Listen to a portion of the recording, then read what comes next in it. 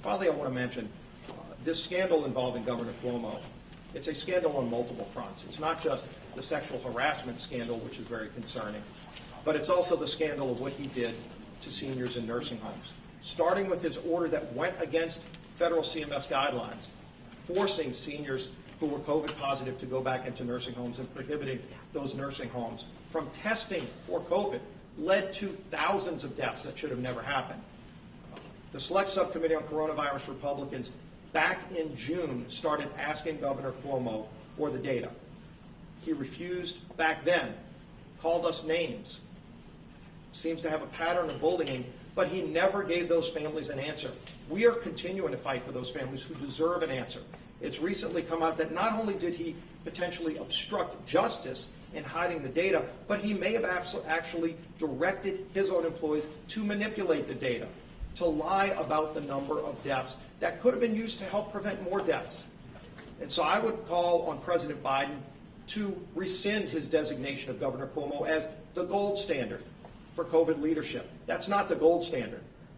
That is an epic failure that led to the deaths of thousands of people, and Governor Cuomo needs to come clean with the American people, with the people of New York, parents, children who lost their grandparents and their parents, who demand answers, who deserve answers to that data.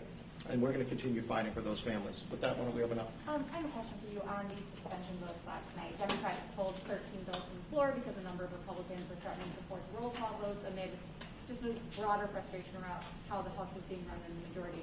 Do you agree with that strategy? And are you worried about going down this path? Because one of the bills was one that you were a sponsor of. Yeah, look, there's concern about what's happening on the floor, but just look at this week. 10 of the 11 bills being brought to the floor this week did not even go through committee. And you've seen this pattern by Speaker Pelosi, who famously said years ago, you got to pass the bill to find out what's in it.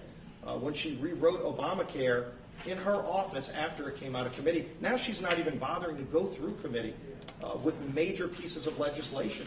Bills that should have gone to Virginia Fox's committee, for example, where they bypass the committee process so that she herself can write the bill behind closed doors with no public scrutiny, with no public hearings. I think a lot of Americans are very concerned about that kind of closed process where nobody gets to see the bill until she drops it on the floor, never even went through a public process in committees. Republicans and Democrats alike, by the way, work hard to get on committees of jurisdiction so that they can then go and bring their expertise to make a bill better. And Speaker Pelosi's shutting her own members out of that process. Frankly, every Democrat ought to be asked, are they upset that they were not allowed to offer an amendment on a $1.9 trillion spending bill that Speaker Pelosi wrote in her office and literally shut out every amendment? There was not one idea that could have been brought forward. And Democrats were told in the committees not even to bring a single amendment on a $1.9 trillion spending bill.